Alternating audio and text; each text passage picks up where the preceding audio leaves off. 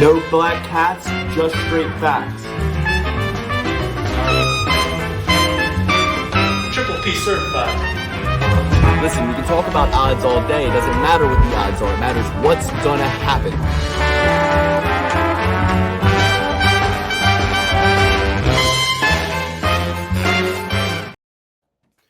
Welcome once again to the Triple P, the perfect parlay pursuit. We are back off the heels of a break week, but not entirely. We did a little PFL breakdown, got great views, who knew? And we got great stats on the night. I only got 2 picks wrong. Alex only got 2 picks wrong. Dan only got 3 picks wrong. So rounded out a really good PFL predictions card we did for the first time ever. Didn't watch it because they were trying to nab $50 off me. I think our YouTube video got more pay-per-view buys. Bro, if Bubba Jenkins is coming off the card, I ain't paying no $50. All right. So when you lost Bubba, you lost my pay-per-view buy. Pay that, man. And, we'll talk about the PFL. He wasn't even on the main card. He was on the prelim the whole time. But Bubba, pay the man. But, we'll talk about the PFL card, recap that a little bit. We had a pretty good night gambling on it as far as our picks go.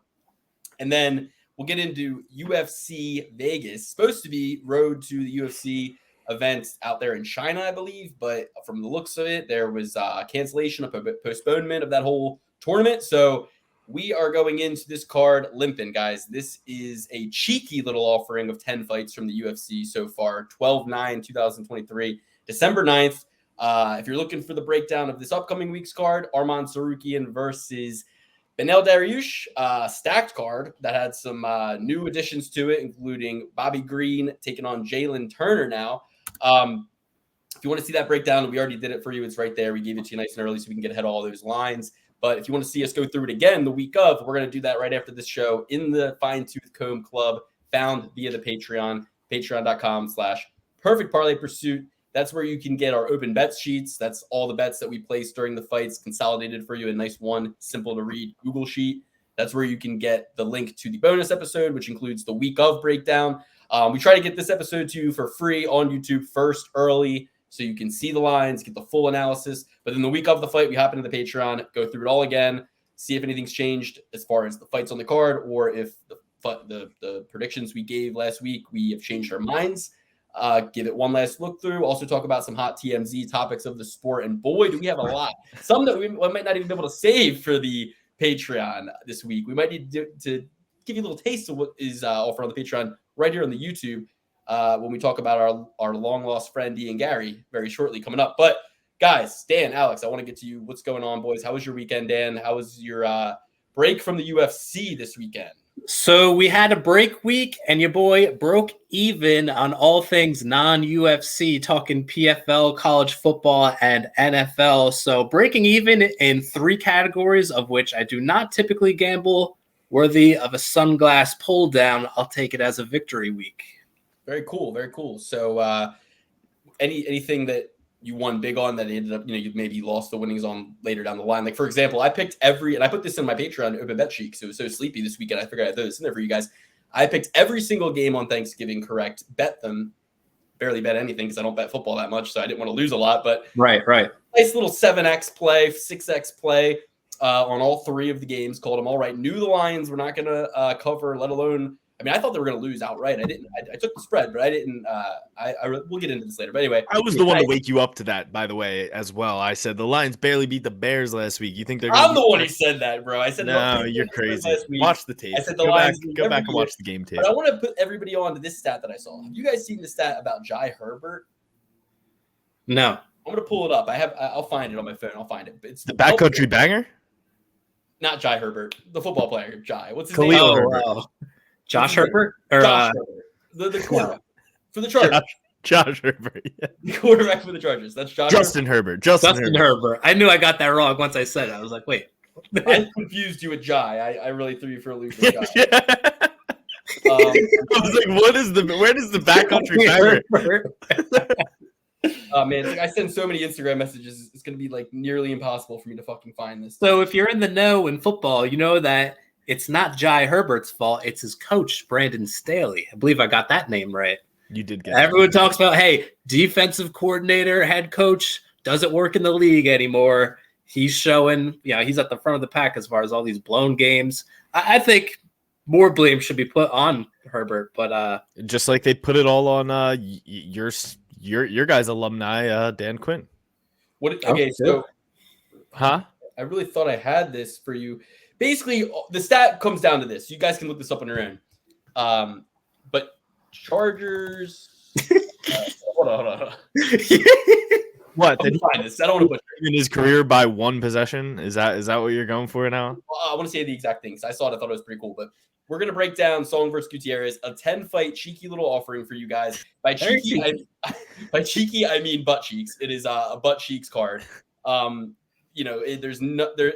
Now that I'm looking at it, I don't know. There's some fights I'm interested in, but we have the return of the enemy of the show, Anthony Smith, 18 losses on his record, taking on Khalil Roundtree Jr. And that's the fight I'm kind of most excited for, but robbed us of Khalil fighting this week, one of my more confident picks in him against Mirzakhanov. Now it's really throwing a monkey wrench into the whole thing.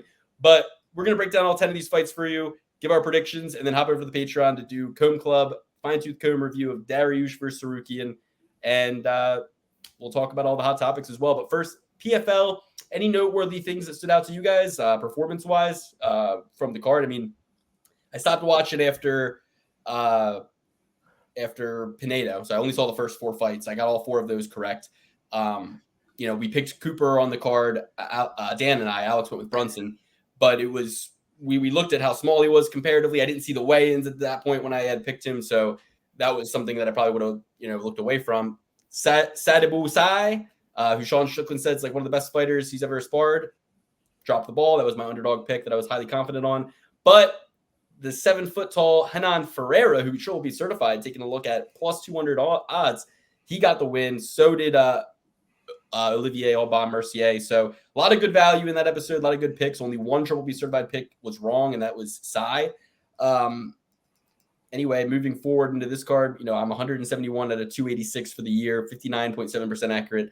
Alex is 169 out of 286, trailing me by just 2 picks now, 59% accurate. And Dan is leading the way, 180 correct picks out of 286 given in year 4, 62.9% accurate. Our Triple B certified picks, though, 68% in year 4, following a 70% finish in year 3, 96 out of 141 given, 96 correct Triple B certified picks out of 141, 68% accurate Triple B certified picks. Coming off a full year at 70%. We are hanging in there for 2 years straight now between 68 and 70%, guys. That is tremendous for Triple B certified picks. So going back to our watchword, it's like anytime you see that those Triple B certified picks are minus 200 or better, that falls into the implied probability, of 68% or so. You're going to want to strike on picks that are, like Ferreira plus 200, like, the ones that we gave on the show. So anyway, guys, we'll break down UFC Vegas, Song versus Gutierrez. If there's anything you guys want to shout out on the PFL card, or you can just move right along. I didn't watch any of the PFL fights. Oh. Never will. I'm not I'm a loyalist. I'm only watching the UFC. I don't even understand what's going on between Bellator and PFL. I don't want anything to do with any of it. But I'm happy that my picks were good. I do like to watch other stuff. I have my whole life, but lately the UFC has consolidated everything kind of nicely compared to my childhood, where I was always watching, Strikeforce, WEC, Dream, Affliction, like whatever they had back then. So it's like Prime. PFL. It's funny about PFL because when I'm watching the UFC, I'm always hoping, hey, when I go to see how much time's left in the fight, wouldn't it be great if there was a whole bunch of other jargon like stock ticker symbols and bullshit? I always think that. So, and then, there's other things that I didn't like about PFL. Have they ever tried maybe making the cage a little less smart? I don't need the cage knowing everything. All right. We want the cage to know enough, but not quite everything that it knows. Yeah. The cage can know too much, guys. So, I don't know. I mean, with PFL, to me, this is is much ado about nothing, which with the PFL buying Bellator, who cares? Just because you get 2 5s at the bar doesn't mean you brought home a 10. All right. It's like, it doesn't matter. None of it matters. There was no fight in the PFL that we're like, oh man, but if we can get some of these Bellator guys over here, then we'll really get the matchups we want to see. It's like, No, nobody cares. And I think the only fighter anybody cares about in Bellator, Dylan Danis, is not even going over to the PFL, right? So who else is in Bellator that anybody gives a shit about? Francis Ngannou. Oh, Bellator. I don't know. But Francis MVP Ngannou is sitting on a big fat bag, and they're being way too easygoing with him from a business perspective, and he's not in any rush to get into the PFL and fight in MMA, like a much harder fight against a much lesser known guy. You know what I mean? Francis Ngannou's a boxer.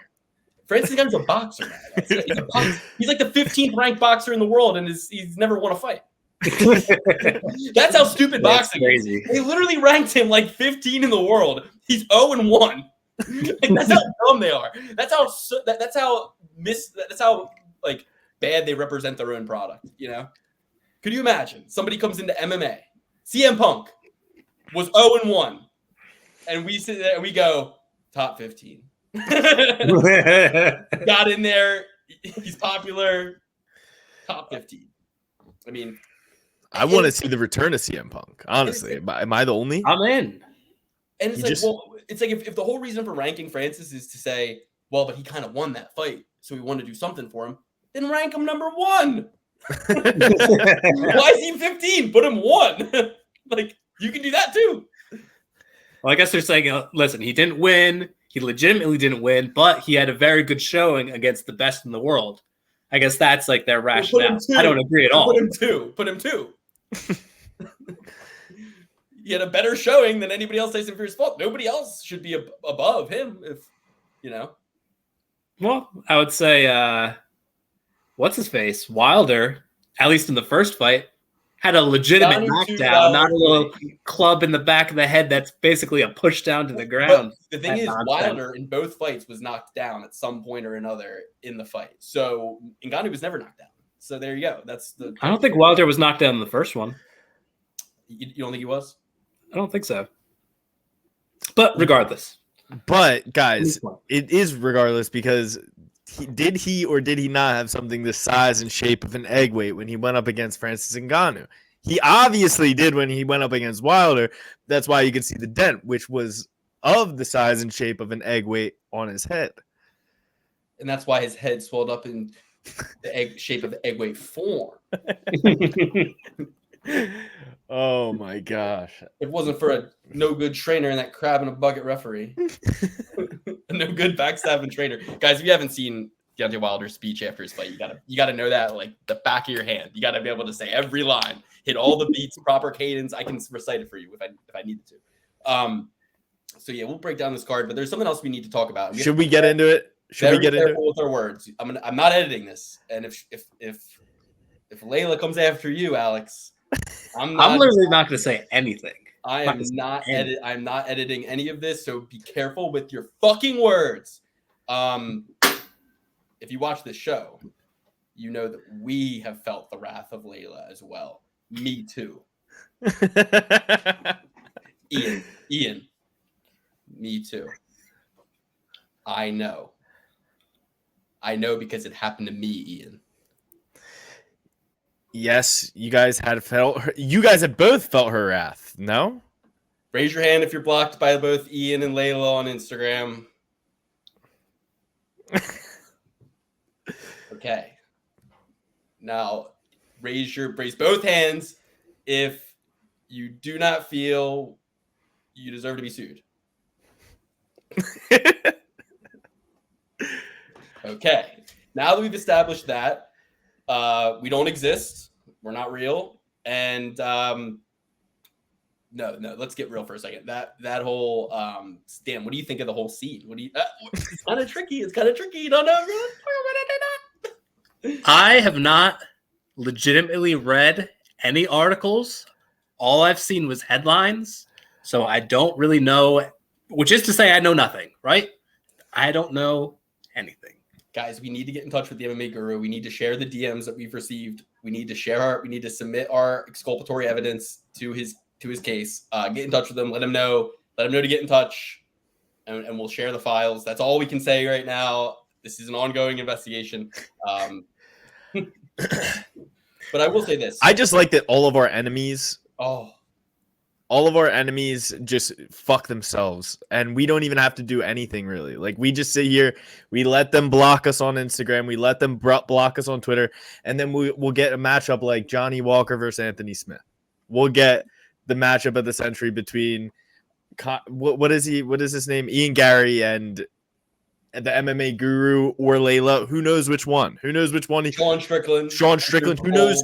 He's taking it at all fronts right now. And what I need to say more than anybody is I support Ian Garry, and I think that it's okay to be with a wag, to have your ex-husband live in your house. That's cool, dude. Like, you should be like that secure with yourself, bruh. Like, you should be that secure that you can have your ex-husband live in your house with you, bruh. Like, that's cool, man, bruh. I would be just throwing out with him and taking control and keeping her under our. I'd be like, hey, did she do the dishes? No, get on. All right, I got to go train. Make sure they're done when I get home. You know what I mean? Like, then you got two reminders, two people kind of like saying passive aggressive things like, oh, meatballs and spaghetti again. We had that. Oh, it's leftovers. Okay. Hey, it's leftovers. I know you were saying you wanted the steak tonight. We're having leftovers. Just thought I'd let you know so you don't get disappointed. You're yelling at him from the stairs. Well, I mean, what's like he was really he wanted the steak. You know, you're used like your brother. You're like like when you have a little brother and you're like, hey mom, I think he wants to go home. You know, when she's like clothes shopping in the store, you're like getting tired. We should probably, you know. What's the difference between her and, you know, Jolie Poirier? Like in my mind, they're kind of same, right? They just married a guy when he was young and popular, but before he became like poppin', and now, you know, Connor's in her DMs. His wife's ex-husband is in their house. I see no difference in what's going on between these two couples. You know? Jolie was a high school sweetheart. They knew each other all the way back. And she was the popular one in high school, not Dirty Dustin. Yep. It's an American love story. You ever see his pictures from high school? He looks like he drove a puke green Honda Civic, and if they had vapes back then, he'd be using one. Screams Monster Energy. Very true. So anyway, we really can't say too much, guys, but I will say it's great to see, it's great to see your enemies sow their own poison. It's great to see the wheels of karma and justice turn in our favor, exposing the truth. We knew back then, we were like, wait a minute, this is kind of crazy that she's like coming at us like this. Like, she was in my DMs, she was attacking my mom, she was coming at pictures of my family and like going haywire on us. And why was she even mad at you in the first place? Is this the mother that would be proud of you for making fun of Ian Garry? Like, my mom doesn't give a fuck. Like, I don't think she gives a fuck. And then she was like commented on the picture of me and my newborn, and she was like, "Is this the daughter that go take care of your girls or something like that?" And I was like, as if it's one or the other. Like, I can't hold the baby and like comment on Ian's post with one hand and hold my baby in the other. Like, it's as if it's. But Ian Garry cannot fight while he is looking for strollers, and that's a fact.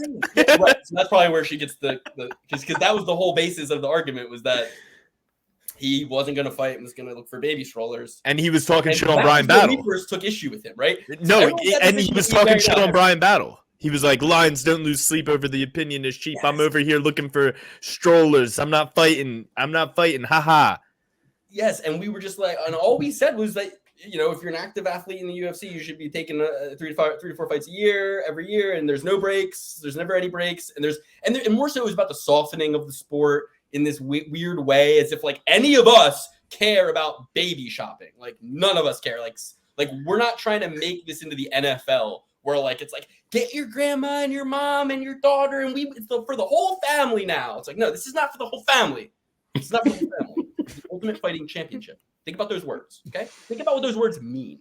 So that was the whole basis of the argument, was that we just said, you know, you should fight Brian Battle. He called you out, and then they just went off. And I mean, she had the receipts. She was talking about how many times he did fight that year, which I didn't even know. I was like, what? Once she said that, I was like, oh, he did fight like 4 times this year. Like, I was like, I guess he did fight 4 times in a calendar year. I'm like, yeah, I guess. But, you know, he was making it seem like he was taking a whole year off or something. So I was reacting to the material that I was given.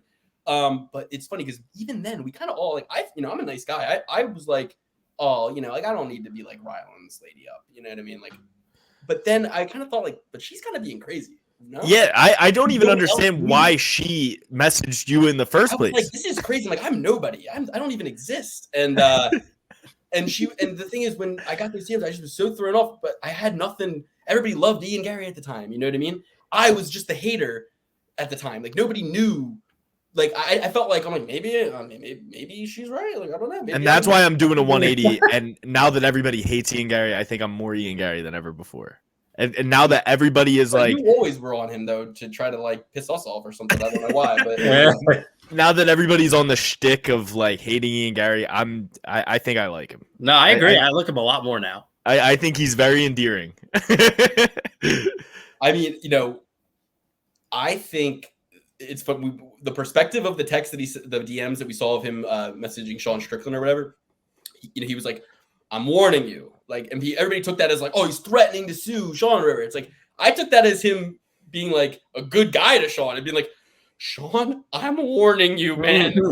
He's like, "Look, I live with her, man. I know what she's capable of. You need to stop this. Just stop. It would be good to just delete it entirely." He's like, that's the tone I took it with. It was like him being a bro. Like, bro, I heard this story the other day about this couple who was they lived next to this, like they were a young couple and lived next to a married couple, and the married guy came over all the time complaining about their music.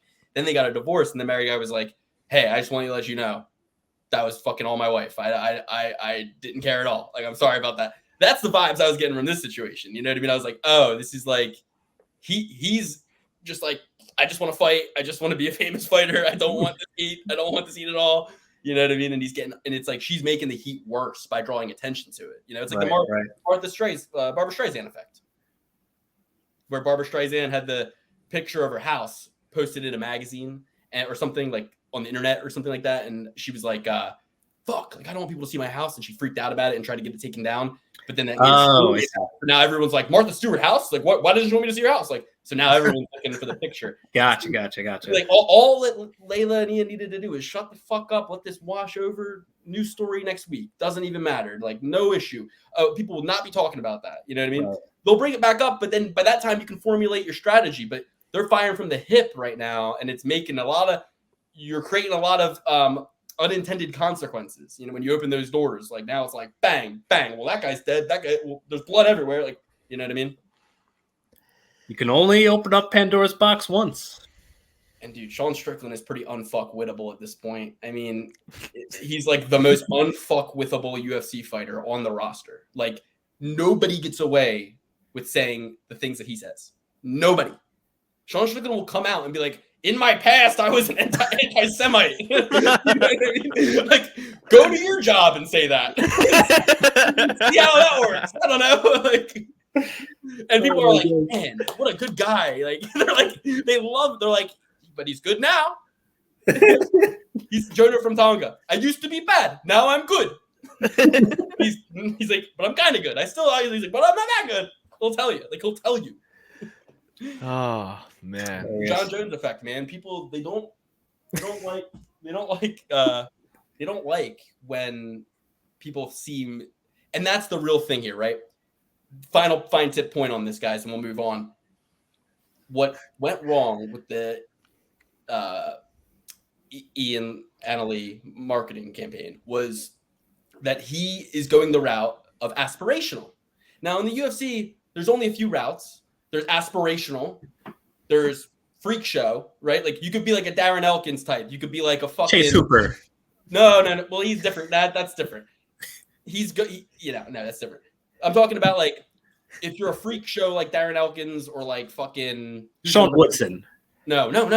That's different too. He is a freak show. You're thinking like weird. These are all freak shows. You're thinking weird looking. I'm thinking like guys who don't finish fights without their face hanging off of them. You know what I mean? Well, you gotta get a couple bearded ladies in there too, Luke. Come on. Have you ever been to a freak show? You need a bearded lady in there every once in a while. We got plenty of bearded ladies in the UFC. They just shave before the fights. But listen, Dan, who did you say? I said Max Holloway. I could add Frankie Edgar. It's not a Frankie Edgar fight once he breaks his nose. No. I'm thinking like a guy who is also ugly. Like Ben Rothwell, Darren Elkins. Tim Elliott. No. He's a feral cat. But like guys who you see, you go, "Yo, that guy is crazy." You don't go like, "I want to be that guy." You know what I mean? You go like, Right. I love this guy. Like he's just a character. He's crazy. You know what I mean? Like you don't want to be tied to Ibasa, but you want to. I think a lot of people want to be tied to Ibasa. He brings the party. But I'm saying, but like where Ian and Ali went was he was trying to Get you to go to the gym and get you to want to be him. Get you to want to be him. Like McGregor, you know what I mean, with the Lambo yacht. Like that's the route, right? Like I'm the star with the shades and I talk like this and Neil Magny, you better pipe down. You know what I mean? Like that's the route. So that's fine. You can be that. But you can't be that and be the guy doing that and bullying and everybody. And you can't be top G and also a cuck. Thank you. Thank you. You know what I mean? You can't. It's low hanging fruit for people to poke holes in your whole argument and all your shit. If people go, well, wait a minute, that seems abnormal, and that seems abnormal, and maybe you're not as cool as you say you are. You know, so he's got to go freak show route. I think now at this point, his only route is like Paige Van Zant's husband, where he goes, "I'm Mr. Van Zant," and yeah, my chick's on, my chick's OnlyFans, and I love it. Like, and I love that everybody loves her and more than me, and you know what I mean. What's his name even? None of us even know. Nope, don't even say it. Scott Holtzman, Brian Barberina. No. Who's Paige Van Zant's husband? It's either Scott Holtzman or Brian Barberina. It's neither of which. Okay, well then I don't know. Okay, so my point is, like, he just went the whole opposite route, and it worked out for him because now people don't care about making fun of him anymore. He doesn't, you know what I mean? Travis Brown marries Ronda Rousey. Everyone goes, psh, psh. He's, you know what I mean? What's like Nicki Minaj, like Drake? Make sure you hit him with the prenup. You know what I mean? Like, that's what we all wanted to say to that. But Travis Brown just goes like, I'm above it all. I don't give a fuck. You know what I mean? So he's cool, but she would have to worry about the prenup. She's the one with all the money. Make sure you, Rhonda, hit him with the prenup. Drake was saying that. Saying it to Nicki Minaj about Meek Mill. Oh, I don't know anything about these. Yes, you do. These people. Don't act like you don't listen to Nicki Minaj. I don't. I can't name you're one. You're not a Barbie. Huh? You're going on record and saying you're not a Barbie. Not a Barbie. You heard it here, folks. You heard it here. Nikki, you heard him. Get him. All right. Get him, Nikki. All right. All the Barbies are bad, Dan. They're coming after you. Ooh. Let's start at the top. Yadong song.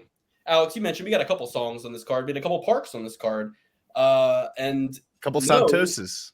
Those Santoses. But no UFC tournament. You know, we were supposed to have a guy on this card named Yizha. One word. Yizha. Yizha. Okay? From the Wu-Tang Clan? Wrong Zoo is going to be on the card too. He sounds like he could be in the Wu-Tang Clan. We were supposed to have another one name guy, Jinny Yushiyu. Jinny Yushiyu was supposed to be on this card. So this was going to be exciting. I love a single name fighter like Blood Diamond. Just one name too many. It should be Blood or Diamond. You know what I mean? I like the one name. I like the single name. You know, Blood or Diamond. Like when Bobby Green said, he's like, I'm changing my name to King. And they were like, Bobby King? They're like, he's like, no, King. And they're like, that's only one word. He's like, yeah, that's why it's cool. You ever heard of Prince?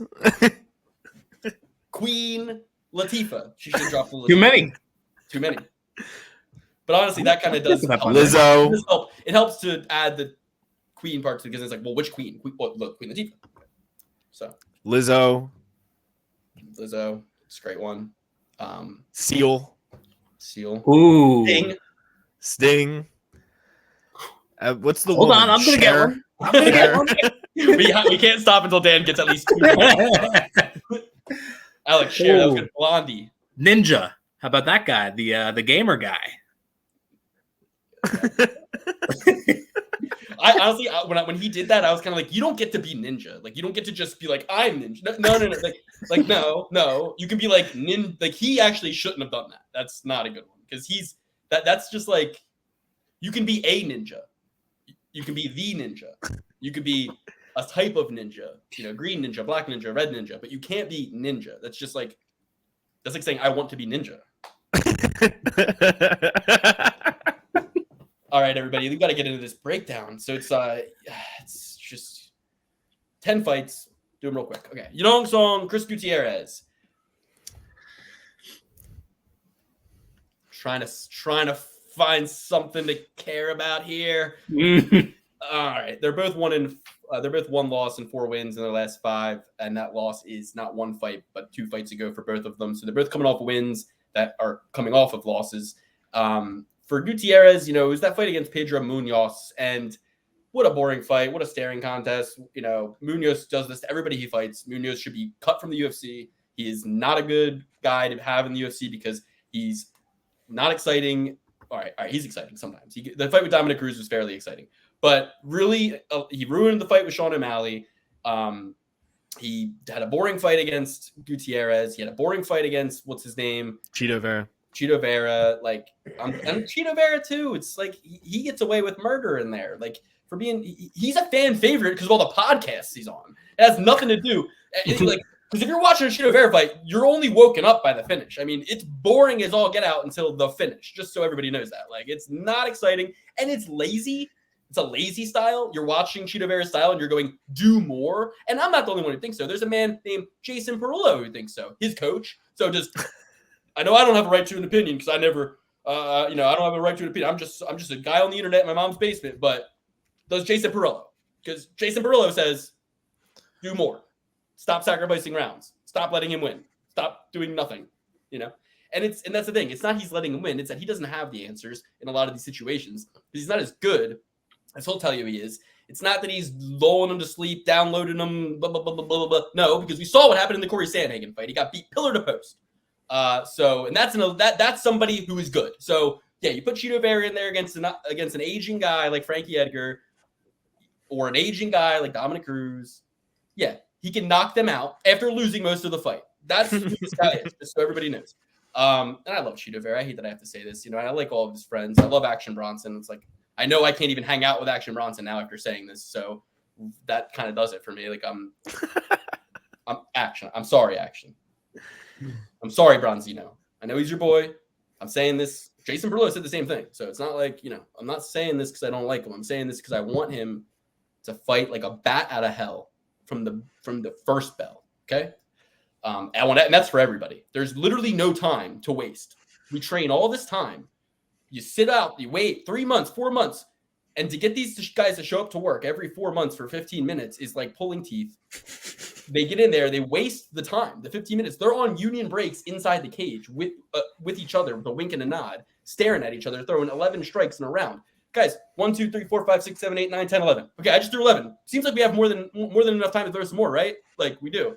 So, and another thing, and this will be the last thing. Tom Aspinall, I got to tell you, Sergey Pavlovich sucks, and he was never that good. Okay, so there we go. We all mistook Sergey Pavlovich for a good fighter. In hindsight, he wasn't a good fighter. Now everybody goes. Now this is where Tom Aspinall says on Ariel Helwani's show or on Oscar Willett's show. This is where he goes. Even if I beat even if I were, this is before the fight, right? Before the fight, he would go, if I were to beat Sergey Pavlovich, well, they'd go ahead and say Sergey was no good anyway. So you really can't win with the fans, and that's why you just no. Let me explain this to you. I was in the car today thinking about this, what he would say to me if I told him Sergey Pavlovich was not that good. And I was like, okay. He would say that, he was so good before I beat him. Now because I beat him, he's not that good. No, it's because exactly. No, exactly. It's because we didn't have enough information. And then my brain went, well, why don't we don't have enough information to know if a guy is good until we do have the information. It's like a conviction, right? Guilty or innocent, right? You don't know if he's guilty until that final piece of evidence comes in. It's like smoking gun, got it, guilty, right here, video evidence. With Sergey, we were only operating off of the information that we had, right? And we're like, wow, and if a guy is doing stuff that hasn't been done, like first round knockouts really quick, then it's like, okay, he's good, even though his style looks like he's not really that good, right? Because he's doesn't have good striking or move well at all, And so you're tripped, but then you see, oh wait, of course he's not good. And my whole point is that the UFC is a scientific laboratory. And each time these guys go in there, we're testing theories and getting new information that allows us to change our hypothesis. So don't tell me that, I'm just a fickle guy who every time somebody loses, I say they were never that good. No. My hypothesis changed. My hypothesis changed. That's all that it was. I had a hypothesis. I said, I think that, this potato is going to light up if I stick the thing into it, right? And the potato doesn't light up. I moved some wires around. Now the potato lights up. Oh, it's not that it's not that I still think what I said before. It's like, no, now I know the potato, So Sergey, not that good at fighting, never was that good at fighting. I love that you got that whole entire science experiment wrong. You use the potato as the electric source. The potato never lights up. No, the potato is the batter. I missed that. The potato is the batter. Oh. So, okay. All right. So who are you picking? Song or Chris Gutierrez? Yudong Song. I don't think he's gonna win, but I'll pick him. Really? You don't think he's gonna win? I think he's gonna win for sure. I think it's gonna be a complete domination. No. Chris Gutierrez. This is how it's gonna work. Chris Gutierrez is gonna win and outpoint him. I don't know though, because Yudong Song is it's tough, man. It's really fucking tough. This is such a tough fight. Such a tough fight to call for me. You don't think so? This fight's so easy. Song Yudong's gonna win. He's way better. Gutierrez. We might as well not have the information on Gutierrez really, because all of his opponents are out of their prime or just not even good to start. So I feel like his, 8 wins or whatever they are in the UFC are very just not high quality. And Song Yudong has gone up with the best, showed himself pretty well, and he's very durable. He's not going to, get broken down by a little baby leg kick or, anything like that. He'll probably eat a head kick and just keep moving forward and probably win on points, I'll say. Gutierrez is hard to knock out as well, but it's going to be an easy decision, like 49-46. That's what I'm thinking. Yeah, I couldn't agree more. I'm going with Yudong Song as well. I think that he has more ways to win. Chris Gutierrez is one-dimensional. If it's not getting going with the kickboxing or the Muay Thai, he's going to get pushed up against the cage, probably taken down. Yudong Song is good everywhere.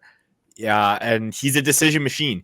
Even in fights, you feel like he's lost, he's dead to rights. The judges will always call his name. I don't know what Uriah Faber has given these people, but I would think in my wildest fantasies that he's giving them something, because a lot of these fights Yudong Song has been in where he gets a unanimous decision, I thought it was clearly for the other guy. Yudong Song's going to win this by decision. I think Chris Gutierrez has a similar style to a Chito Vera, and Yudong Song dispatched Chito Vera pretty easily. But that's one of the fights you're talking about that people say he lost. I mean, I watched that fight, and I don't remember thinking like Chito Vera got robbed. I remember thinking Chito Vera thinks he got robbed because he sacrifices the first 2 rounds in every single one of his fights and doesn't try to fight until the 3rd round. You know what I mean? No, yeah, I agree. After further review, I think that's what happened, because and he throws a fit. He throws a temper tantrum in there too, in that instance too. That's kind of where my dislike for Chito kind of started, was with the temper tantrums and stuff. Like, he's like a kid who comes off the wrestling mat and throws his headgear or something, or worse, punches the opponent or something after he loses. I don't know. I mean, if it's competitiveness, then fucking fight harder. Like, there shouldn't ever, if you're that competitive, then why is there ever a question? If you want to win that bad, show me in the 15 minutes, man. Show me in those 15 minutes. Because when your own coach says that you took a round off, or that you didn't do anything in a round, or he needs more volume out of you, it's like, guy, that's where that energy belongs, not throwing a fit after the fact, like a crybaby. And you'll let your coach do that 4 rounds straight. Yeah, every time in between the rounds. He's like, all right, are we taking this one off? What's going on here? Can we? And I think Bradley Martin would beat Chito Vera's ass. So how about that? I heard him talking shit to Bradley Martin on that podcast. I think Bradley Martin fucking swallows him. So Bradley Martin weighs 265. What do you think Bradley Martin's in the 1,000-pound club? Who's Bradley Martin? I don't even know. Like the strongest guy I've ever seen. He's like bigger. He's fucking huge, dude. He's like the Hulk. Okay. And he asked Chito Vera who'd win in a street fight, me or you, and Chito Vera was like, "Oh, I would eat you." So he said. I don't know. All that muscle, I think he would try to bite the pec, and Bradley Martin would flex and explode his whole face. If he got his mouth around the pec and Bradley Martin flexed, it would expand over, and he would blow his whole face up.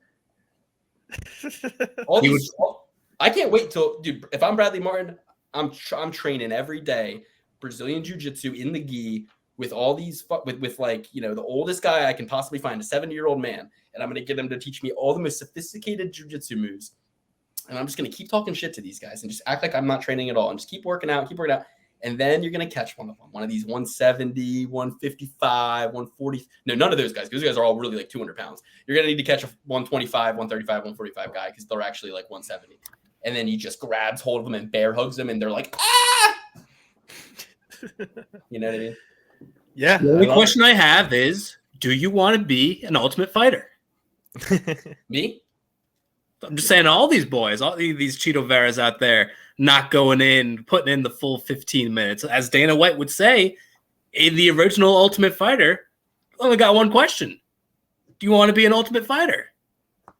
Just put it into perspective, guys. I mean, it's like so much time elapses between when they're in the cage doing the thing we like to see them doing and like the next time they do that. So all this time in between, we wait.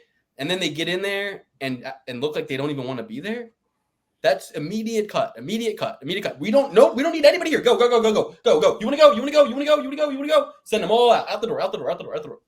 Football, you see a guy get knocked out, clear cut. He's out, down for the count. They take him into the blue tent. He comes in and plays in 10 plays if he can remember the alphabet backwards or whatever however they test that. In college football, I'm watching a game this weekend, and they put the quarterback back in after, and they were like, he's had some concussions all year. He got hurt today, but you know what? They were like, he looked coach in the eyes, and he said, "I'm ready." And you know what? He's like, the commentator's like, and that's what you need. You need that focused, lucid presence to know he's good, and then you see that you go, he's good. What game were you watching? I have no idea. Yeah, that game it was a red team. Alabama. Ohio State, Michigan? It might have been. It was Ohio State, Michigan, I think, or Alabama. Oh, that game was great. I was watching some good college football this weekend. We'll talk about it on the Cone Club. Let's get into the Cone Club. We're already running behind. Let's keep it to the Cone. So we're gonna Triple B certify song. Yes, sir. Yeah. All right, Triple B certified song. Alex, say the catchphrase. Let me see that dong. Yeah, dong, the dong, dong song. That's the best one ever. All right, best one you ever did. Next, we got my mortal nemesis, my worst, not my worst enemy, but top 5 worst enemies in the UFC active roster. Anthony Lionheart Smith. You've been promising a hate list behind you for weeks, and I've been waiting for it. I want to see where Garry falls. I want to see where Anthony Smith falls. I thought about it, and I started to make the hate list, but I'm like, if I put only these people up, people are gonna think something about me. Like, it would have to be such a big hate list that they see like I don't only hate one type of guy in person, because otherwise I'm like, they're gonna think that I'm just like, this way or that way politically because of who's on this list. I was like, but it could be bigger, and then all of a sudden you would see that like, no, there's everybody. I think your list is pretty eclectic. What's the commonality that they all have veneers? Like, well, I put like Ariel Helwani, and I'm like, who else do I hate? And then I'm like, who can I put in as jokes? You know what I mean? And I'm like, Hillary Clinton, and I'm like, okay, well that's. Like, I just thought it'd be funny to put Ariel and Hillary like as if their crimes are similar, you know what I mean? Like just like right there, But anyway, the hate list is how you get taken off YouTube, I think, right? I mean, people don't like me. I'll say this though. An enemy like Anthony Smith is extra, you have extra hate for them when they were one-time friends, which Anthony Smith was. He was a one-time friend. So that just shoots him up my list. I hate that when friends turn enemies. Me too. And I also hate when I can't really determine when a guy's going to win or lose, right? Like you get Anthony Smith in there against an old guy like Glover, Teixeira, and he was the guy they send in to like sweep up the Rashad Evanses out the door and the Shoga, whoever else out the door, and then he can't get it done and gets his teeth all knocked out, and then you send him in against like who else did he? But then he beats all of our like usable pieces, right? Like the Ryan Spann, the Jimmy Crute, like he beats some of the usable pieces we have to work with when we can bet against him. I'm sorry, Luke. I'm trying to pay attention to your point, but this guy's eating ice cream on camera. Real professional. Alex, I think we found why you're gaining weight, bro. There was no ice cream. There was no ice cream. It was just sour cream. It was hot chocolate with a little whipped cream on the top. I didn't want it getting all over my face when I went to drink it. Okay. So it's a stimulant. It's keeping you awake for the show. That makes sense. Okay.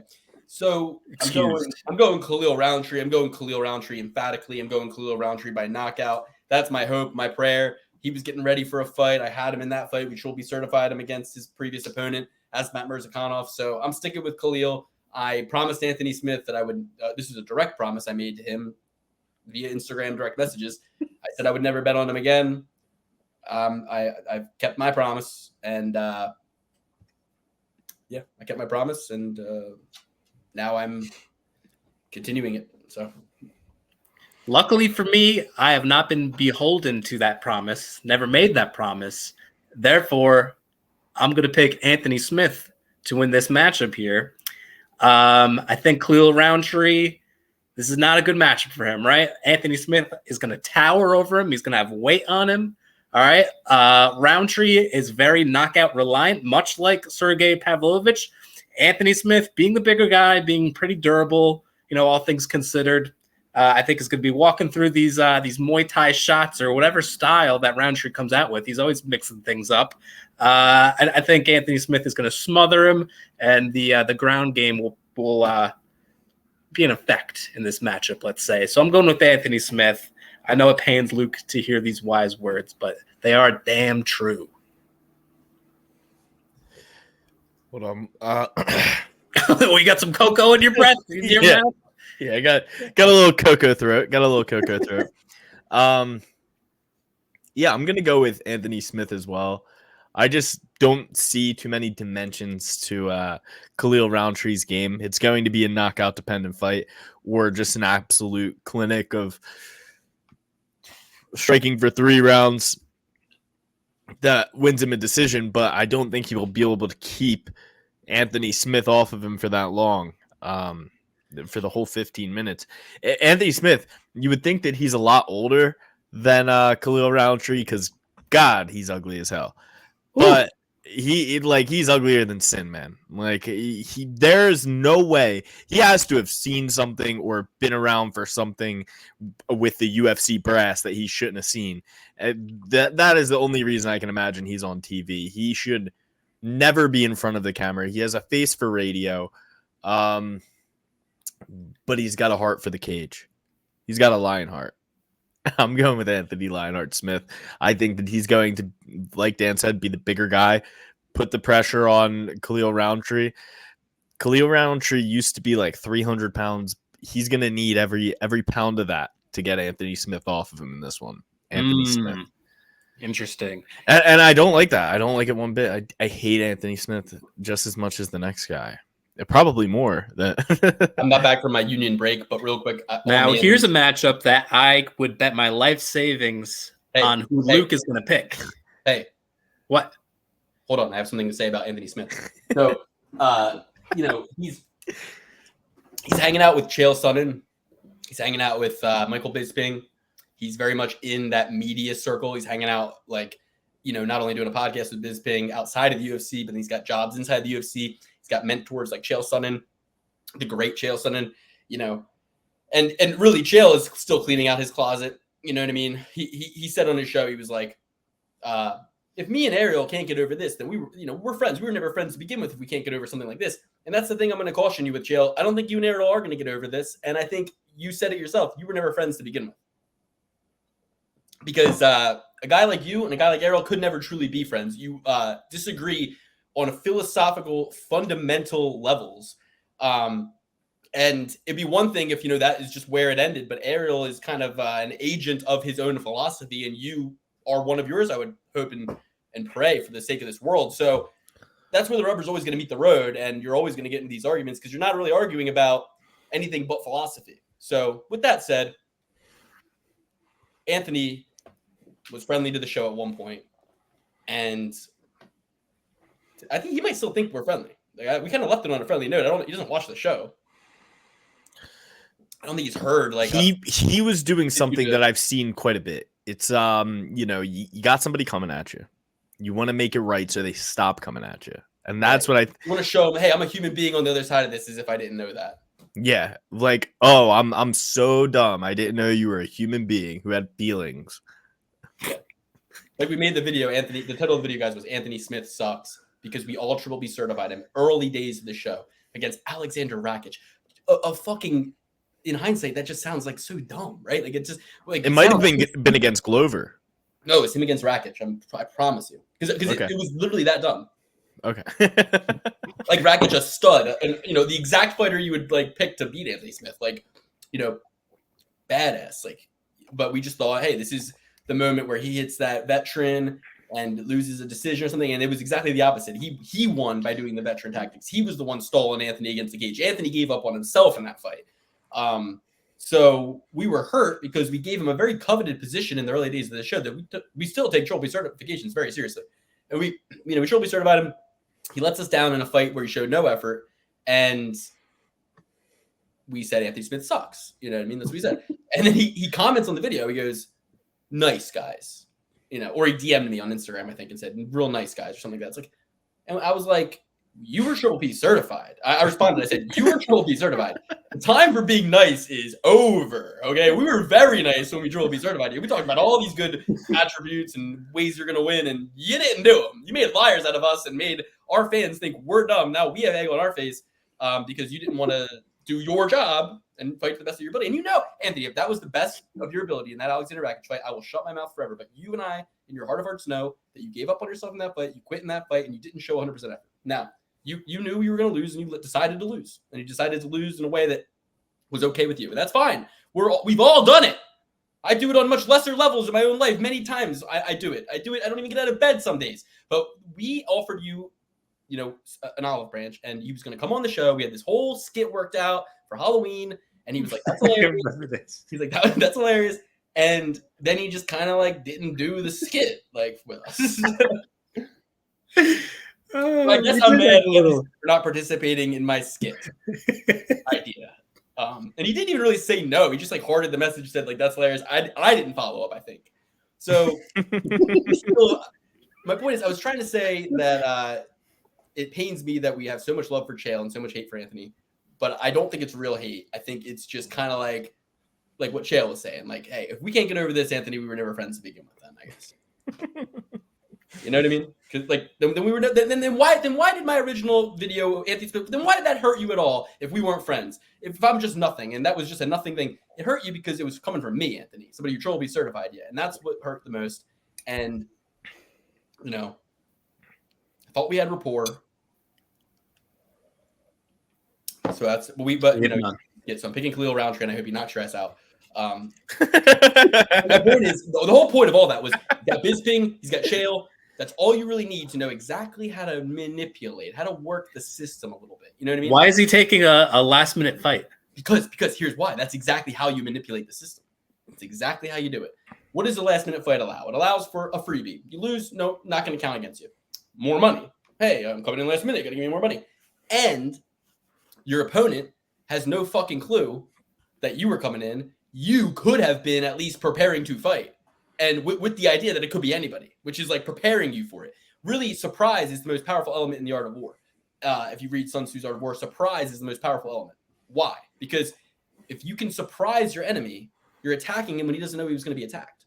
But if you put yourself in a state where you're not surprised, his mind state is RTK, RTG, ready to go, ready to kill whoever, whenever, let's go. I'm getting ready. I think there's an opportunity coming. I can slide in on short notice. He's a 50 fight vet.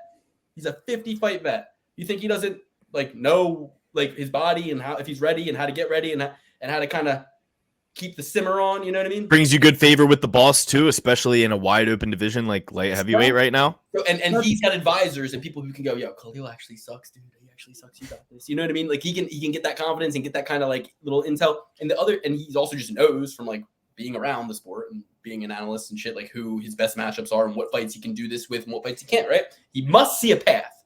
Or it's the exact opposite of that. He doesn't give a fuck at all, hasn't been training, just wants money. It really could be as simple as that. It really could just be, I like money. Because think about yourselves. Always just go back to yourself. You like money. If I called any of you guys right now and said, I have $365,000 for you before the end of the year, what do you say? You're going to go, yeah, I'll love that. You know what I mean? You're going to say yes. But you have to fight Khalil Roundtree. Dude, I'd sign the line for anybody fucking for that dead serious. For $365K, I will fucking go take a concussion and fight Khalil Roundtree. You know what I mean? I will try my damnedest to beat him for $365K. I will not give up on myself. I will piss blood from rhabdomyosis for $365. Cut it down. Make it $36,000. Yeah. For $36,000, I will fucking kick Khalil Roundtree in the balls, poke him in the eyes. I will do whatever it takes to win that fight, or at least get out of there alive. You know what I mean? Like, I will do whatever it takes for $35,000. So far less for me. I feel like if you tell me like Khalil's a real scary guy, and he's also 3 or 4 weight classes ahead of me. If you made it like Chito Vera, it's almost more scary to fight a lighter guy. At least with the big guys, I'm like I can roll and like get low and like run away and stuff. But with a guy my own size, it's kind of like actually that's kind of harder. He's as fast as me. He's gonna grab me. It's like we're the same size, you know. you're not 225. Oh, but I'm saying like big, at least with a big guy, you get hit once, you're out. Okay, quick death. You know what I mean? Me and Chito fucking Vera, we could be scrapping for 5 rounds. Like, you know, he could be taking the first 3 rounds off. I can win 3 rounds. I can fucking get 3 rounds off him. I could be in the 4th round going, I'm about to fucking win this fight. I just gotta fucking do these last 2 rounds. I got this fucking fight, dude. And then he 10-8 me in 4 and knocks me out in 5. And I'm like waking up with and it's bad. And my teeth are all fucked up. The front kicks your face. Oof. That was such a great guys. If you're watching the show, like comment right now, be like, this show is so funny. You guys haven't made it to the 56-minute mark. It all came full circle for a hilarious joke. Luke is like, just put all that in there so that people who haven't made it this far go, oh shit, like, you know what I mean? Alex, timestamp that hilarious moment or something. Epic full circle moment. YouTuber goes full circle. All right. Best joke on YouTube. Anthony Smith brutally roasted. all right, I got the timestamp down. Anthony Smith cucked with a question mark. That's so funny. Just get it in the algorithm with the Ian Garry stuff. Just get it all caught up with. This next one's a great fight and a hard a year and a half ago would have been the hardest fight in the world to predict. Now there's only one choice I could possibly make. So I'll let you guys go first. But yeah, Andre Muniz taking on Jung Young Park, the Iron Turtle, baby. 4-fight win streak versus a 2-fight losing streak. The 32-year-old Iron Turtle is going to be about even. Only about even as far as age goes. He's got a 3-inch reach disadvantage and a 3-inch height disadvantage, 5-inch reach disadvantage for Jung Young Park. 73-inch reach to 78. Coming out of Korean top team.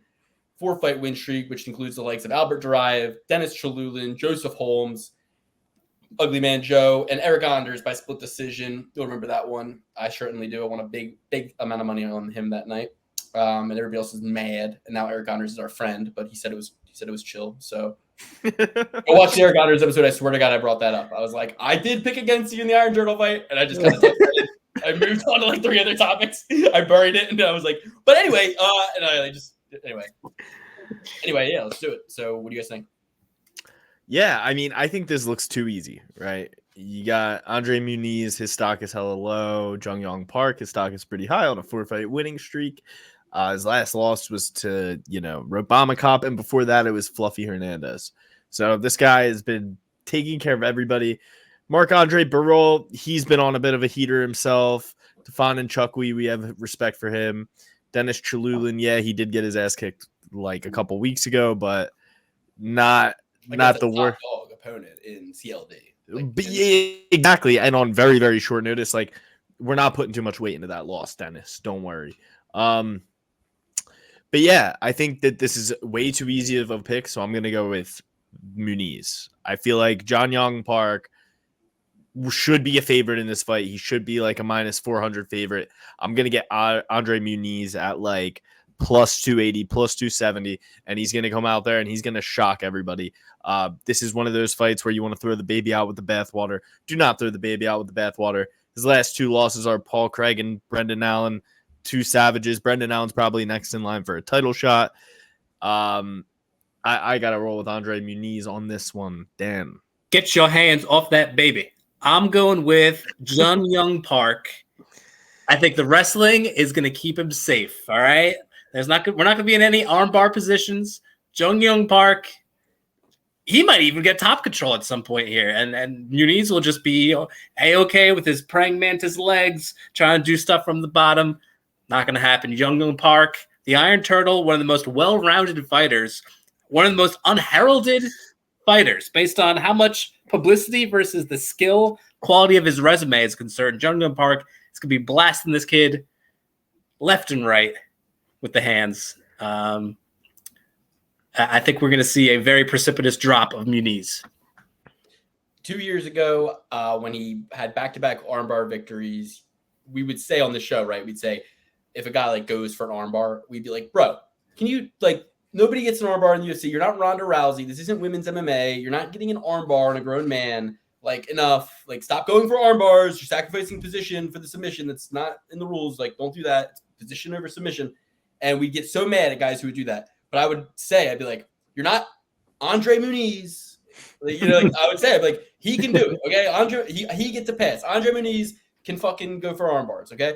And then he has back-to-back finishes Jacare with an armbar, finishes fucking Ergonders with an armbar, and then has his decision win against Uriah Hall, but then gets choked out by Brandon Allen, a white boy from the fucking dirty South, choked your ass out with Brazilian Jiu-Jitsu. Think that that's your whole thing is Brazilian Jiu-Jitsu. You're the armbar guy. Then Paul Craig. It says KO, TKO, ground and pound, but no, a Highlander, a white boy from Scotland, mounted you in jiu-jitsu and whooped your ass on the ground. So Hoist Gracie's rolling in his grave. Hickson Gracie's rolling in his grave. They're all fucking having a fucking dance party in their graves because one of their own paha went in there and let two people who couldn't point Brazil out on a map take their art and do it to you twice in a row. So for that reason, the shame, the stink on Muniz, Alex, like you said, it's just stinking. He's stinking, stinky.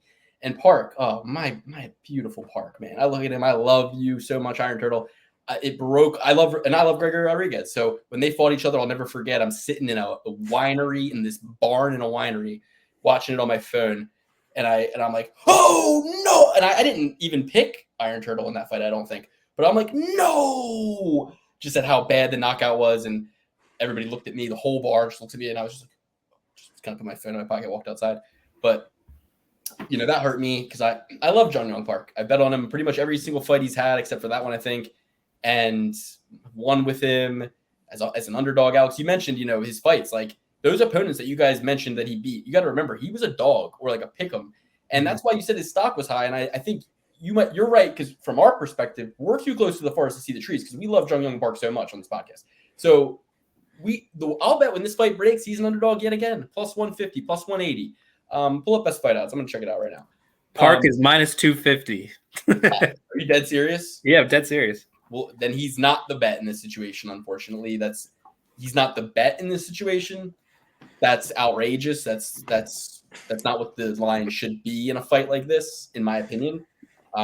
He should be still a secret. Nobody should be knowing about Jun Young Park yet. You're Jun Young Park, not no one else should know about it. In this matchup, I feel like it should be a pick'em. I think Vegas should have if 2 years ago I would have said Muniz should be a minus 250 favorite. 2 years ago I would have said that because I would have said, see Park. People remember he goes and gets all that. He racked up more strikes I think than Chimaev against John Phillips, and after the fight they mentioned his ground game and he's like, I'm a boxer. I'll never forget that moment. He told the crowd, that's the first thing I was, I'm a boxer. Bro, I'm not a ground guy, dude. But he's so competent on the ground. That's what people talk about, his takedowns, his trips, his body locks. I think he could look heroic in this fight and beat Andre Muniz's ass. It could get finished against the fence with Park being the hammer, and Park could get this by finish. That's what I want to happen. But seeing the line makes me fear the Iron Turtle. I fear the turtle at this point. Now I go, whoa. It's a trap. The trap, you know what I mean? It feels trappy. And that's exactly why I'm going with Muniz. I hate this. I hate this pick. I love the Iron Turtle, just like you said. He's been one of our COVID heroes for quite some time, but this is a buy low, sell high type of situation. Well, I'm going Iron Turtle just because I can't stand Muniz for his performances. And if you have a specialty and that specialty is Brazilian Jiu-Jitsu and you can't even survive, you can't even make it to the bell. The rounds are only 5 minutes, guys. There's guys that train jiu-jitsu as hobbyists that would put up a longer and more prolonged fight in the jiu-jitsu department than he did against Brandon Allen. Guys Brandon Allen trains with in the swamps, and guys who will never fight in the UFC can tap Brandon Allen out, I'll bet.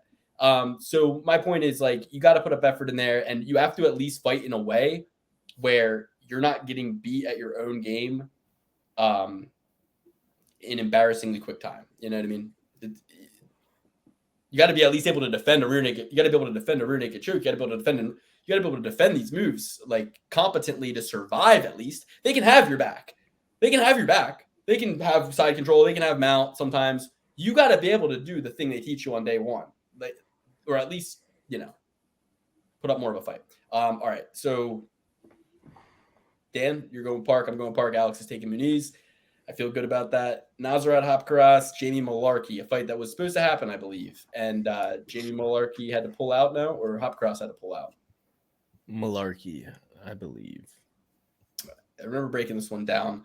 For me, wasn't all that impressed against John McDessie. I'll tell you that. I thought John McDessie won that fight. So I'm going with Haqparast. It's a pretty easy pick for me. Very unimpressed with, with Mr. Mullarkey. I'm low on the whole Australian region right now, so no reason not to pick Haqparast. I think he gets it done. He's looked good in his last two. I even thought about kind of like fading him in his last two because of how bad he looked against Bobby Green, Dan Hooker. But Jamie Mullarkey doesn't fight like either of those two guys. I think he kind of fits into Haqparast's style a little bit more for him to have success. So I'm going with Haqparast. I'll double that bet with you there. We got Haqparast coming in at -185. This guy at one point in time was the hot young prospect everyone was talking about.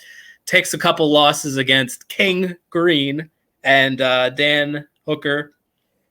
Pretty good big names there. But, since then, coming off a couple wins, as Luke said, 28 years old, in his prime. I feel like I've seen him for decades now in the UFC. But just now, hitting that bottom tier of his prime. Mullarkey, as Luke alluded to, the whole Australian region, big time downslope as far as the stock is concerned. Shown himself to be chinny. Maybe even a knockout here might be the play, right? We often think of Haqparast as the decision guy, but maybe knockout here. Lines aren't there yet, but once they do, I'm sure it'll be juicy. I might even sprinkle. All right, next we got Alan Nas. Oh, sorry. Yeah, you got to go. Sorry. Yeah, I'm going to go with Haqparast, but I'm not really high on either of these guys. At the moment, I'm very low on both. In fact, I don't know. We were looking at Haqparast a little different when he first came in, and he's been very disappointing since then, but so is Mullarkey.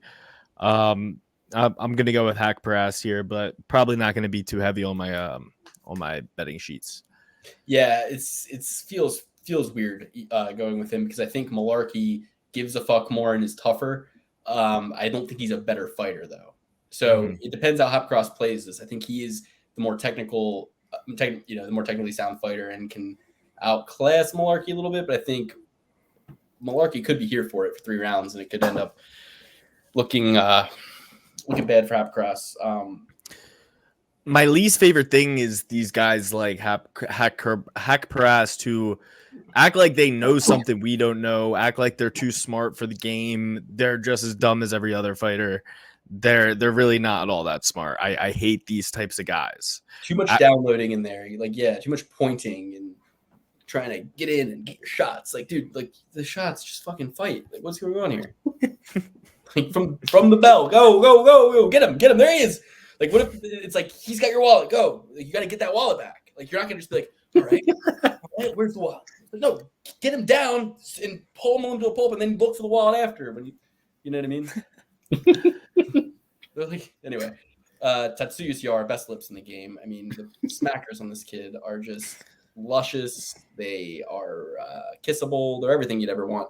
And, I love him. He's undefeated. This last guy, 2 fights ago, got rear naked choked. It seems like Tatsuya Taira is perfectly happy to do the exact same thing that happened to this guy not 10 months ago.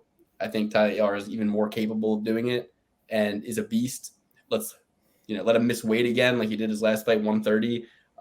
That's what you should look out for, though. That'll be my little asterisk. Like, Hernandez is tough, but I don't like his win against Victor Altamirano. I thought Altamirano won that fight personally.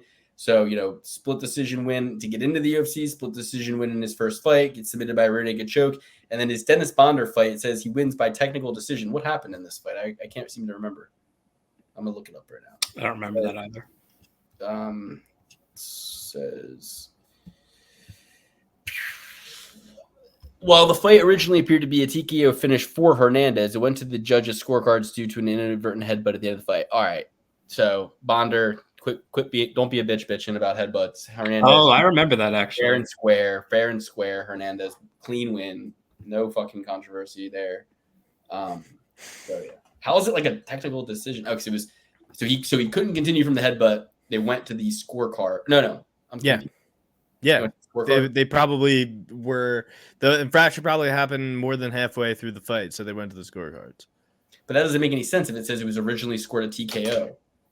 Because then they looked at the replay. They stopped it thinking it was a TKO. Okay, yeah, they stopped it, went to the judges' scorecards due to an inadvertent headbutt at the end of the fight. That doesn't even make sense. No, it wasn't a knockout. It was a decision. I knocked him out, though. They're like, no. See, no. All right, so yeah, I'm going with Taira, but Hernandez is tough for sure. I mean, Taira is going to come up bust eventually. He's not going to be a perfect specimen, undefeated his entire career. Maybe he's the next John Jones, but I don't know that he is. So there's never been a Japanese UFC champion in UFC history. Think about that.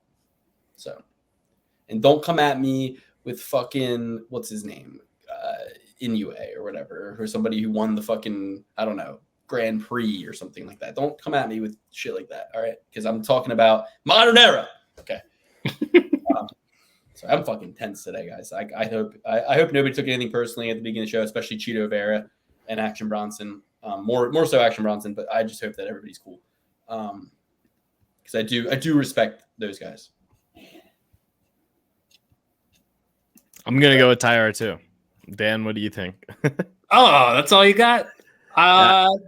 I'm gonna put on the tiara. Going with double T here. We're gonna double T this thing. I think Hernandez is good though. I think he was an LFA champ, very well rounded. But eventually, listen, the takedowns are coming. That old school Japanese Brazilian jiu-jitsu coming back, baby. Double T, triple P. All right. Next, we got the Tibetan Eagle Sumudaerji versus Alan Nascimento. Alan Nascimento, who I believe was the one who choked out Carlos Hernandez. In his last fight 10 months ago, though. Meanwhile, Tibetan Eagle hasn't fought in a year and 3 months. He got triangle choked by Matt Schnell. I think that was the fight where Matt Schnell's mom had passed away or something like that. And I don't know. Was that the fight I'm thinking of? Matt Schnell? He got that really dramatic win, but he kind of was a back and forth kind of chaotic. Yeah, it was like fight of the night, I think. I think he was losing. Right. And he got that try. I don't know. Yeah, I'm trying to think. But anyway, I don't know. For some reason here, I kind of want to pick Tibetan Eagle here. And I see that he's an underdog and a sizable one at that. And I don't know. It just feels like I'm saying the wrong thing out loud when I say it. It feels like it's Luke, don't be crazy. Pick Alan Nascimento. He's certainly going to win. So I'm going to go with Alan Nascimento, but something about the Tibetan Eagle, and wasn't he training with Khabib at one point? And that's why they call him the Tibetan Eagle? I believe so. Yeah. And if that's the case, what happened there? Let's get some info on that. He got submitted in his first fight against Luis Smolka, and then he was like, no, I need to figure out how to not get submitted all the time. Yeah, and then he had 3 good fights, and we're like, this guy's the truth, and then he gets submitted again. So something happened, but I'm gonna go Alan Nascimento. He has only lost by submission in the entirety of his career. Every single loss has been what I'm by saying, and it's like Alan Nascimento. Doesn't he train with like Charles Oliveira? He's at Shoot at Box, I believe so. Yeah, he does. He trains with Charles Oliveira. Like, get real, dude. This guy's gonna rip his head off. I don't know what I was thinking. It's Alan Nascimento. Dan? You had it right the first time. I'm going with Sumudaerji. I think the striking will be there all day. All he's got to do is stuff a couple of takedowns, and the shots will be there. I don't think Nascimento is very defensively sound. I think Sumudaerji is way better on the feet. And, yeah, I think Nascimento puts himself in some bad situations. Sumudaerji going to be a little bit more calculated this time out, all right? Managing the gas tank a little bit better, especially knowing that the takedowns could be coming. The fight was supposed to be in China, right? So I think they're trying to prop up Sumudaerji. He's the plus 235 dog, but I think I'm going to take the shot. Dude, whenever they go to the Asian countries and try to prop up their talent, it doesn't work.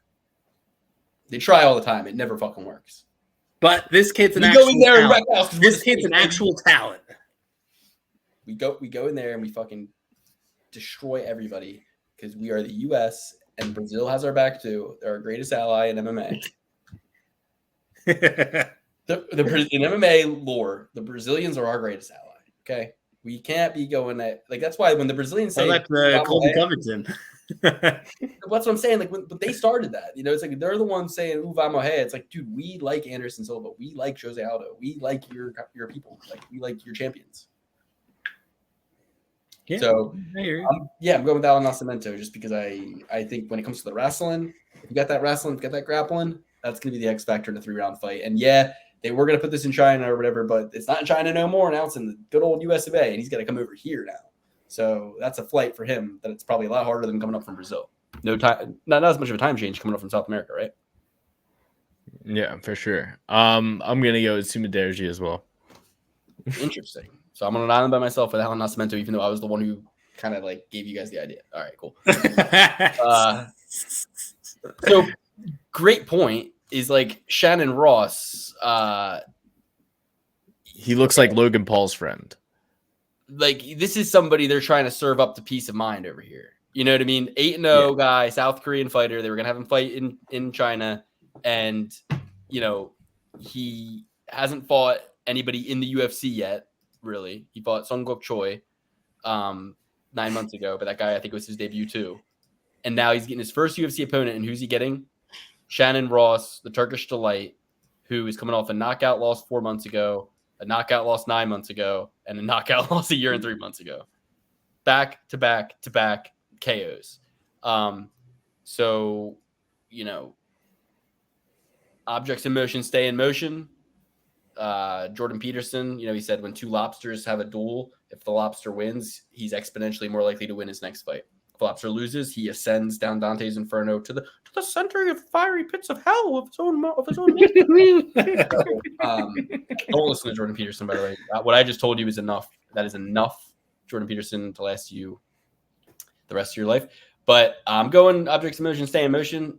Hung Sung Park peace of mind is gonna put a piece of leather on his mind and knock him out for a 4th time in a row. But I think when you get knocked out 3 times in a row, what happens is you get hit a little bit and you say, "Take my neck, please." So the real play here is peace of mind by submission. Peace of mind by submission. Yeah, I'm going with peace of mind as well. Shannon Ross looks like a mix of Aiden Ross and Mike Malajek. I got to roll with the peace of mind here. That's the only thing that will give me peace of mind, Dan. I'm going to have a lot of peace of mind here knowing that this thing is triple P certified, which, as you know, 68%, pretty damn good percentage there for the bet. And this fight has odds of Shannon Ross is plus 275. So minus 345 on Park. Or on, Park. Okay, cool. So what else do we got? We got Kenan Song, the last person to give our dear friend Ian Garry what for, and Kevin Jousset. He gave Ian that concussion. He said, "Go home with a little concussion." Yeah, the only person to put a chink in Ian Garry's armor. He knocked him down, right? Dropped him. Yep, dropped him. It was magnificent. And I don't know if he, for a fact, gave him a concussion. I will say that.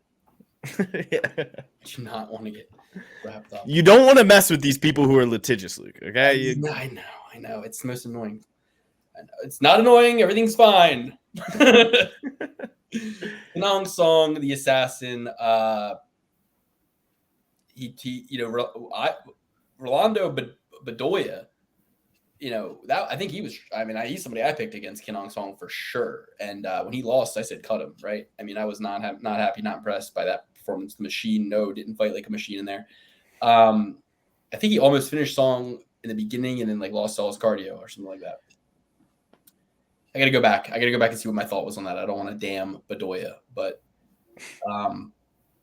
Kenong Song versus Kevin Jousset. Okay. I'm going with Kevin Jousset.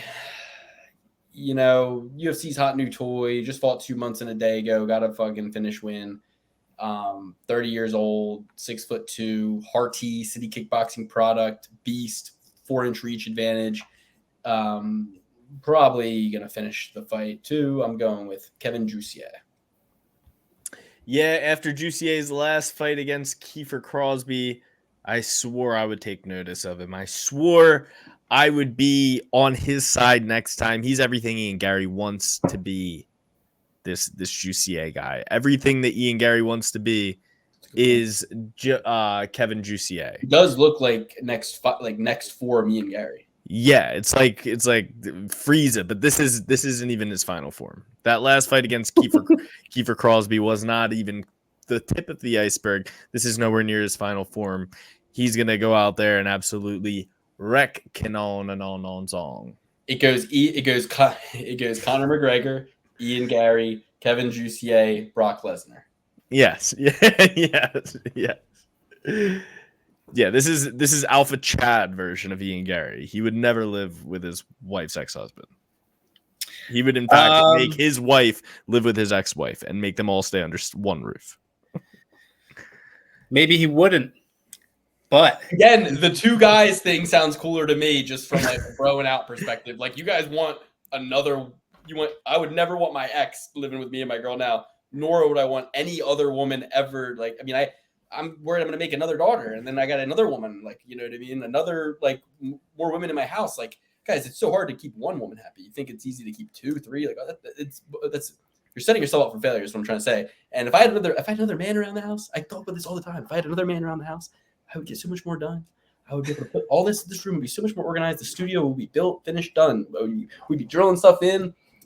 The car is making a noise. We'd be out there looking at it.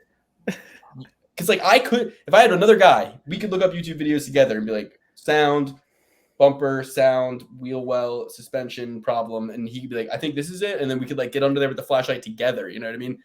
I'm not trying to be under there, but by myself with the flashlight, I'll have all these intrusive thoughts. They'll be like, you don't know what you're doing. Go back inside. I need a bro to be like, no, it's cool. Look, I'm looking up a YouTube video right now. We'll figure this out. That's all I need. So you don't need a bro. You need a man.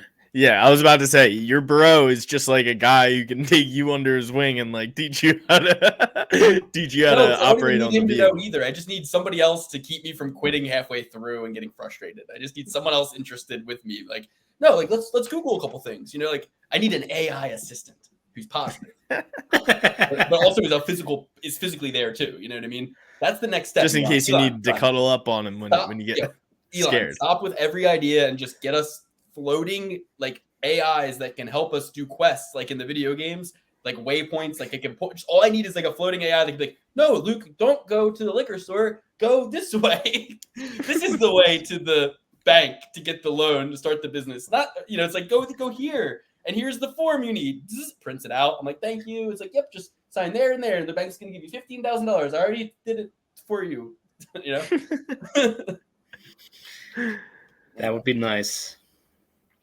Kevin Jousset. I'm going the Alex route. 1-word answers. Kevin Jousset. All right, so that's another Shelby certification right there, and with odds at Minus 170, Kevin Jousset. That's our first. That's a bettable pick in that sense. That's like a break even kind of style bet pick right there. That's like right in that. That's right. That's the first line that you can say, okay, we'll do this. Anything higher than minus 170, if it gets more towards minus 200, you don't even want to touch it at all. I'd say minus 170, it's yellow. It's like, okay, we can maybe bet this. It's Trophy certified at minus 170. Okay. All right, next we got a little lady named Stephanie Egger. She's taking on Luana Santos. Now, you'll remember old Steph. She's 35 years old, but doesn't look a day over 30, and has many submission wins in the UFC and finish wins in the UFC. She's one of those women's fighters that is great for bettors, right? Because what does every single women's fight do? Go to a decision. And the last 5 of hers have not yet. The betting public doesn't realize this because they don't look deeper into the topology like we do. So people are going to be betting over 2.5. Fight goes to the distance. This chick could win by decision. But we're going to know that when this chick wins, when she loses, it's a finish. So the sneaky little move is to see what you can get plus odds on as far as fight not going to the decision, fight going under rounds, right? But just when these ladies, just when you think you got them figured out, back to our original point, full circle moment yet again, second one of the show, just when you think you got these ladies figured out, they go and switch it up on you. The moon rises, it's a full moon that night, the tides come in, tides go out, and all of a sudden they're a whole different person, and you don't even know. You look at you, is this my wife?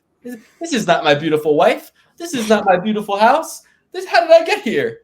And everything's different. So I'm going to go with Luana Santos. She's younger. She beat up on Juliana Miller. She's all piss and vinegar. But the bet I'm more interested in is fight does not go the distance. I can't take any fighter who's 12 years older than their opponent. In this situation, it's one of those rare situations where the woman's 12 years older, but she's still 35, which is like the max age you can possibly be in the UFC for me to not think you're old. And this other girl's 23. So that's kind of like almost too young. You know what I mean? 23 is almost a little too young, especially in women's MMA. You know what I mean? You that's still when they're guys like Chase Super still are very doughy. Now you see Chase Super, he's probably like 28 now, and he's kind of looking like a man, filling out, beefing up a little bit. Shouts out to Chase, one of my favorite fighters. So I'm going with Luana Santos, and I guess by finish. But as I say this, I go, oh, is she really gonna finish Steph Egger? She's tough. So is she tough? She gets finished in every fight or gets a finish. Yeah. How tough could she be? Dies on her judo sword. Yeah. Okay, cool. So I'm going with Santos, and she's going to be coming in at minus 185. I'm going with Santos as well, but what I'd really like to learn more about is this Jenna Bishop. This Jenna Bishop who beat her. This jiu-jitsu gal who is in Bellator. She's 37 years old, Luke. She beat her how long ago? A year ago. A year ago? So when this girl was 36, a year older than Steph Egger, she finished this girl, or no, beat her by split decision. Yeah. And that's the exact, actually, you know what's so funny? Okay, Steph Egger wins by split decision is kind of like what I'm thinking now, because I'm like, okay, I've said every other combination of what could happen, essentially. Basically, it's like what we think is going to happen is the younger fighter who finishes her fights when she wins and only is lost by decision finishes the fighter who can seemingly only win by finish or lose by finish. But what's going to happen is all that's going to be wrong, because women's MMA never makes any sense. So it's all going to be wrong.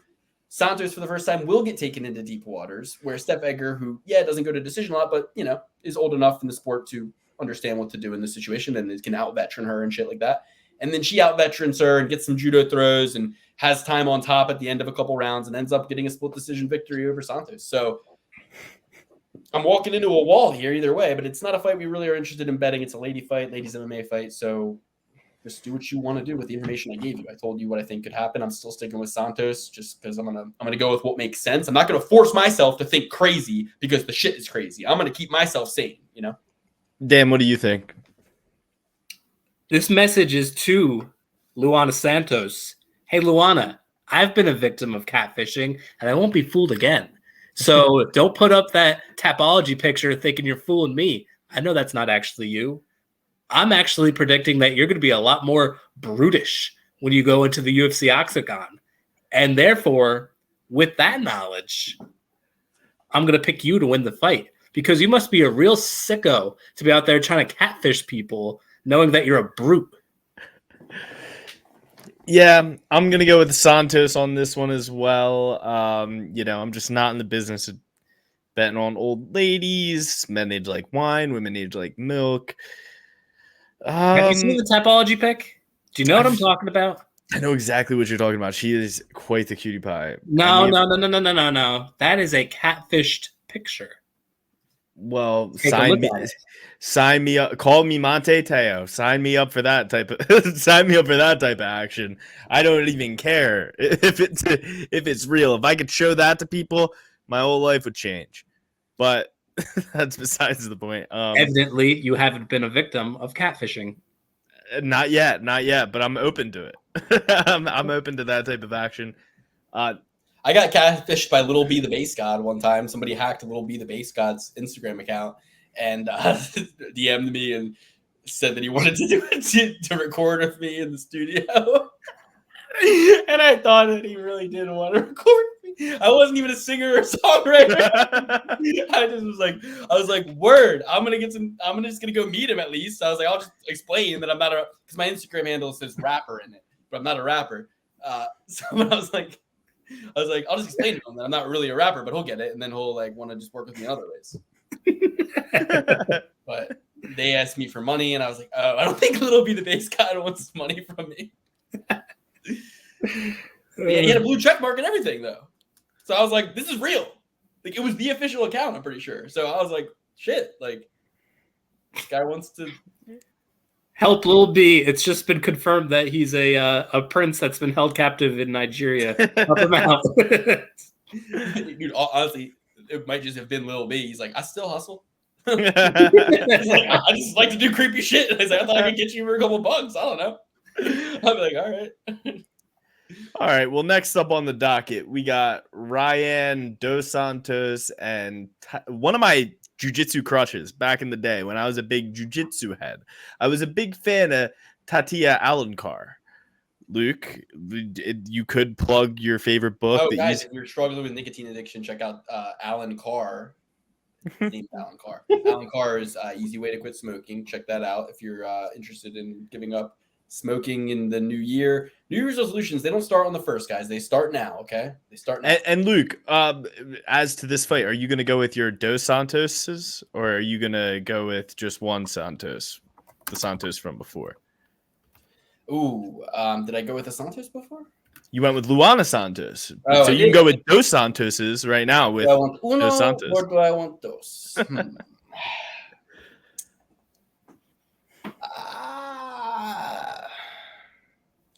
I think I want uno. I'm going to go with Tatiana Alencar. You say you like this girl from jiu-jitsu. She had a draw, it would seem. What happened here? What happened here on their Contender Series fight? Why did she end up still coming to the table? Why is she still in the dance? And Dana White, yeah, it was a draw. Oh, okay, I remember this fight. I think. Okay. I think in this fight, if this is the fight that I remember, then Alencar, what I think happened was that she got takedowns in the first 2 rounds, and then in the third round, absolutely gassed out and was flop. No, was that this fight or no? I got to go back and watch this fight. There was a fight in the Contender Series with 2 chicks where that happened. The girl won. I think either went to a draw or she won. But I remember them being like, well, it's a clear 10-8 in round 3, so it's going to be a draw because she won the first 2. And then that's what happened. So that's why I'm thinking it could be this one. But maybe it wasn't. I'm going with Alencar here. She was a favorite in her Contender Series fight that went to a draw, -240. And in this fight, she's coming in at +110. So a little bit of a correction there in the market now that she's having her debut. But she's taking on somebody else who's having their debut too. So this is kind of like Contender Series redo part 2. This girl's a submission girl. So it's going to be a lot of traffic for her to get her path to victory and a lot of opportunity for Alencar, apparently, if this girl wants to get it to the ground too. So whoever's better at jiu-jitsu is going to win. Facts. Well, my boy Alex is telling me that that's Alencar, and I don't get into the habit of upsetting the Alencar. So that's where I'm going with this. Alencar for the win to open up the card. Perfect, everybody. Well, we'll run through our Also going with Alencar myself. Like I said, she's my jiu-jitsu crush, a jiu-jitsu hottie. I have 2 simp picks in the row. It's the year of the simp, baby. Shout out to Ian Garry. We're out here. We're going to win it all. We're going to win all the money. Let's do it. I don't think he wants to. I think you're missing what he wants from all this. Well, listen, Taltia, I'm a wag. I could be a wag myself. I could be somewhat of a wag myself. The point is, these wag allegations are false. Do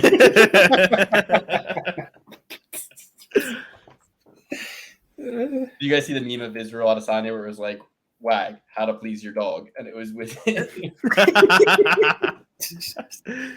My favorite was 2 MMA journalists that Ian Garry reposted on his Instagram. Not that you guys would be able to see this. And it's like, who cares? So what? You're telling me that she wrote a book that people liked?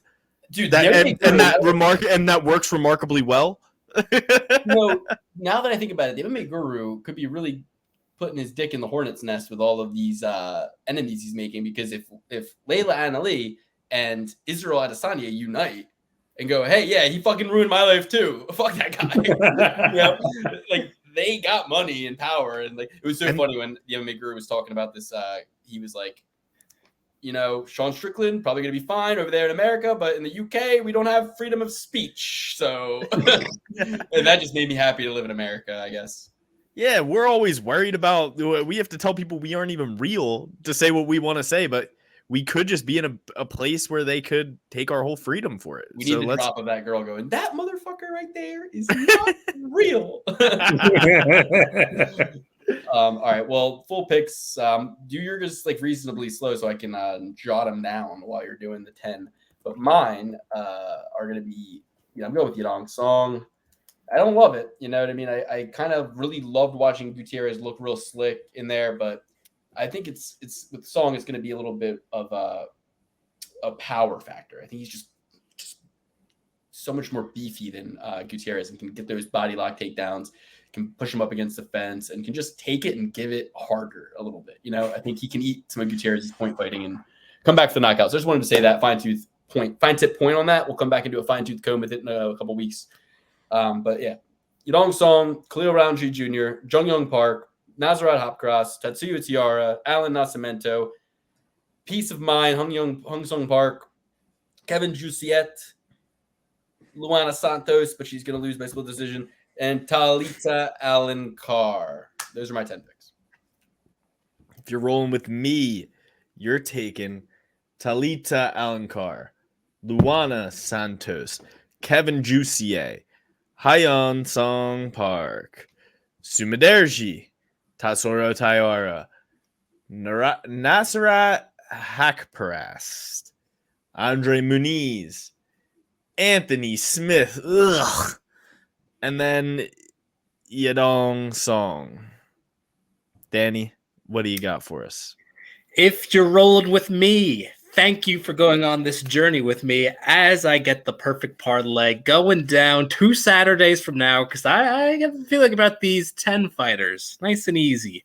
Talita Alencar from the bottom, Luana Santos, Kevin Jousset, Hyeon Sung Park, Sumudaerji, Tatsuro Taira, Nasrat Haqparast, Jung-Young Park, Anthony Smith, and Yadong Song.